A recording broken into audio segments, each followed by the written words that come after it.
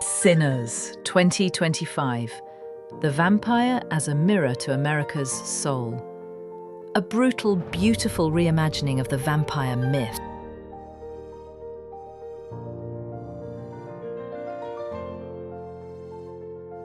Welcome back to CineScope. Today, we're exploring Sinners, 2025, a film that boldly reimagines the vampire genre by weaving together elements of horror, history, and music in a truly compelling fashion. Some monsters are born of myth. Others are born of history. The most terrifying are born when the two become indistinguishable. In Ryan Coogler's monumental, in the new film Sinners, the vampire genre is not just redefined, it is reclaimed, unearthed from the soil of the American South and forced to confront the ghosts of its own nation. This is a film that masterfully intertwines supernatural horror with historical terror, using the mythos of the vampire to tell a profoundly the American story about race, family, and the soul of the blues. Today, we are going to delve deep into the artistry of Sinners, exploring how Coogler's direction is its powerhouse. Performances and its stunning visual and auditory language create a film that is both haunting horror story and vital piece of social commentary. For those unfamiliar, Sinners is a bold departure for director Ryan Coogler. Set in 1932 Mississippi, the film follows twin brothers Smoke and Stack Moore, both brilliantly portrayed by Michael B. Jordan.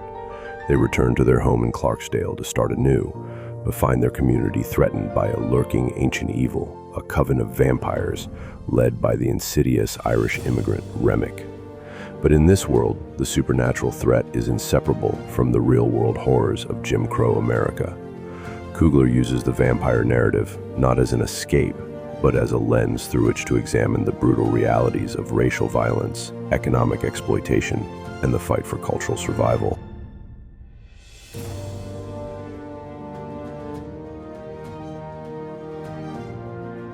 Part 1. The director's vision, intimate epics, and historical horror. Ryan Coogler's directorial signature is what we might call the intimate epic.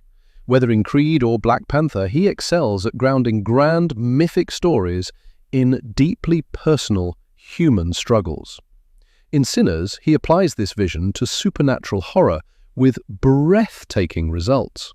His direction is both expansive and intimate. He captures the vast, beautiful yet threatening landscapes of the Mississippi Delta, but his camera is always rooted in the emotional reality of his characters. As noted in your provided script, the film's historical context is not mere backdrop. It is integral to the horror. Coogler makes a radical, powerful choice. He refuses to allow the supernatural evil to overshadow the real-world evil. Look at this juxtaposition. The film constantly reminds us that for this community there are two monsters, the vampire that stalks the night, and the Klansman who terrorizes by day. The supernatural horror of the vampire becomes a powerful metaphor for the insidious, parasitic nature of systemic racism. The economic exploitation of sharecropping is not just a historical detail. It is a form of life-draining vampirism in itself. Coogler's layered storytelling weaves these themes together, arguing that you cannot understand one horror without understanding the other. They are two heads of the same beast.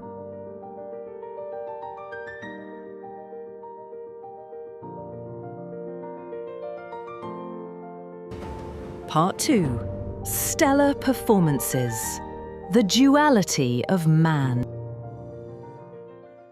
A film with this thematic weight lives or dies on its performances, and the cast of Sinners is extraordinary. At its center is Michael B. Jordan's compelling dual role as the Moore twins. This is not a gimmick. It is the core of the film's exploration of internal conflict. You hardwood? You boys twins? Nah, we cousins. Smoke. Jordan is grounded, world-weary, his body held with a protective tension. As Stack, he is fluid, charming, and dangerous. The performance is a brilliant showcase of Jordan's range. Still, more importantly, it embodies the central conflict facing the community.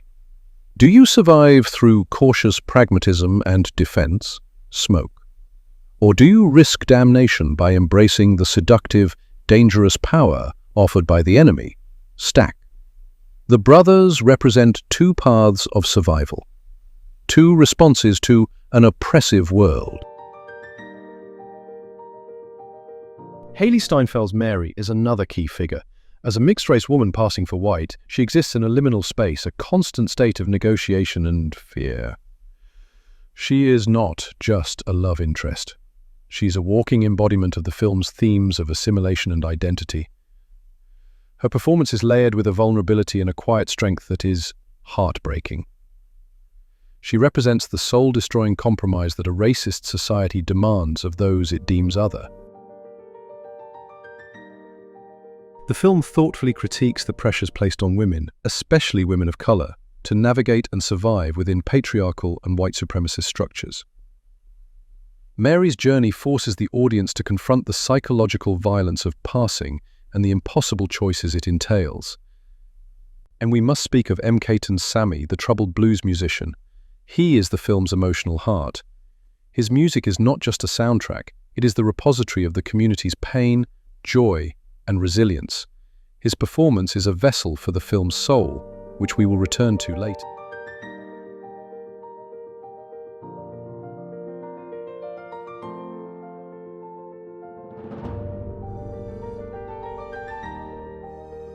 Part 3. The Language of Light and Shadow. Cinematography by Durald Arkapaw. The film's visual language, crafted by the brilliant Durald Arkapaw, is a work of breathtaking atmospheric art. This is a film you could watch with the sound off and still understand its emotional and thematic core. The cinematography is both beautiful and haunting. The lighting design is exceptional. Arkapaw uses chiaroscuro, the stark contrast of light and dark, to evoke the oppressive heat and shadowy menace of 1930s Mississippi. But her use of color is what truly elevates the film. The juke joint, the community's sanctuary, is always bathed in these warm, golden, almost sacred tones. It is a pocket of life and warmth in a cold, hostile world. In contrast, the nocturnal scenes, the domain of the vampires, are drained of color, rendered in cold, desaturated blues and grays. This color palette is the film's moral compass, visually representing the duality of hope and despair, life and undeath. The framing is equally deliberate. Arkapaw often juxtaposes intimate, tight close-ups of the characters' faces with vast, wide shots of the Delta landscape. This technique creates a profound sense of both isolation and community. In the close-ups, we feel the characters' intimate, personal struggles. In the wide shots, we feel their smallness, their vulnerability against the immense, indifferent backdrop of history and nature. This visual language enhances the vampire mythology by grounding it in the harsh, tangible realities of racial terror and a hostile environment.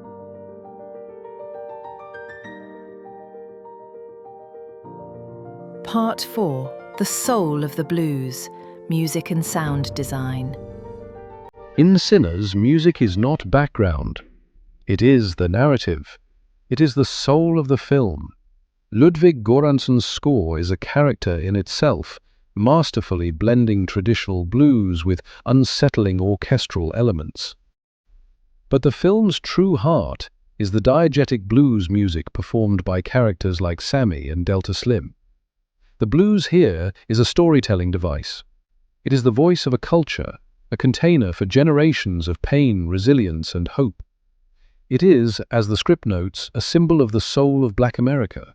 The film's most brilliant stroke is how it fuses the music with the supernatural. In this moment, the blues becomes a form of magic. It is literally powerful enough to invoke spirits, to touch the supernatural world. The music is not a response to the events, it is the cause of them. This leads to the film's most powerful allegorical layer. The antagonist, Remick, is not just after blood. He is after the music. He seeks to manipulate Sammy, to harness his gift, to resurrect and empower the vampire community. This is a devastating and intelligent commentary on cultural appropriation. Remick, the white outsider, seeks to steal the authentic, soulful expression born of black suffering and use it for his own parasitic ends. The struggle for Sammy's music becomes a struggle for the ownership of a culture's soul.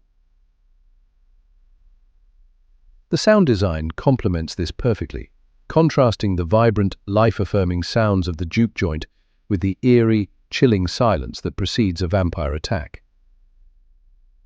It is a world where sound means life and silence means death.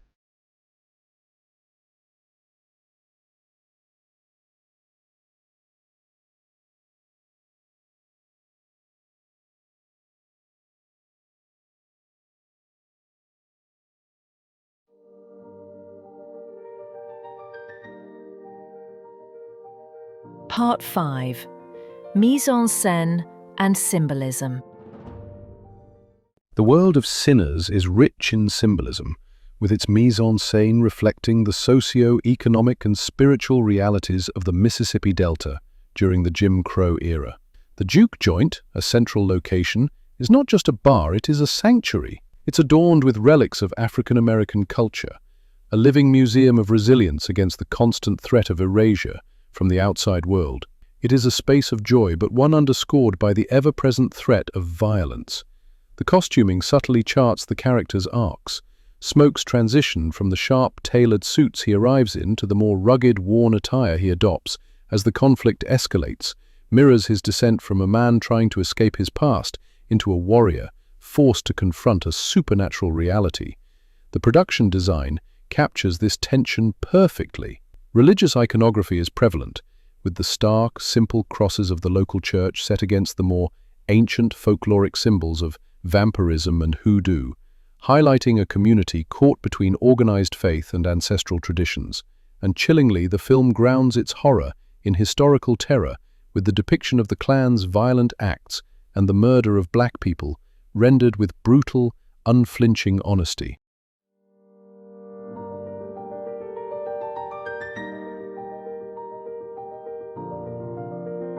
Part 6. A New Dracula. Confronting history head-on. Sinners is not just a vampire movie, it is a radical reimagining of the Dracula myth itself, viewed through the lens of American racial history. Vampirism in this film is a metaphor for the seductive, soul-destroying compromise of assimilation into a white supremacist power structure. Jack O'Connell's Remick is a brilliant villain because he does not represent a foreign, aristocratic evil like Dracula. He represents an insidious, internal corruption. He offers vampirism as a cure for racism, a way to gain power, to become the predator instead of the prey. But it is a false salvation that only perpetuates violence and control. He is the insidious nature of racism made flesh, infecting a community from within. The film's climax is a masterwork of thematic horror. It is not just a battle against vampires. It is a three-way conflict between the community, the vampires, and the Ku Klux Klan.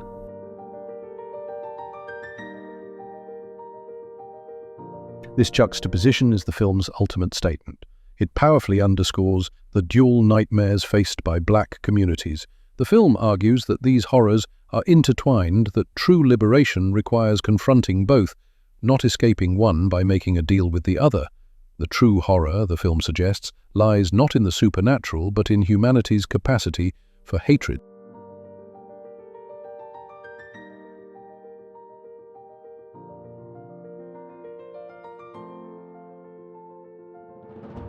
resonant and relevant masterpiece. In conclusion, Ryan Coogler's Sinners is a masterful blend of horror, history, and music. It is a thought-provoking, emotionally devastating, and cinematically stunning experience. Coogler's confident and layered direction, combined with powerhouse performances and breathtaking visuals, redefines the vampire genre, making it more relevant and resonant than ever before. It is a film that challenges us to reflect on the real monsters of our own history and their lingering effects on our present. For those interested in films that push boundaries, that provoke discussion, and that use the power of genre to tell vital human stories, Sinners is an absolute must-watch.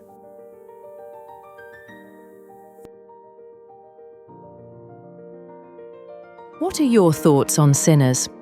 Did its reimagining of the vampire mythos resonate with you? Share your perspectives in the comments below, and don't forget to like, subscribe, and ring the bell for more in-depth film analyses. Until next time, keep exploring the depths of cinema.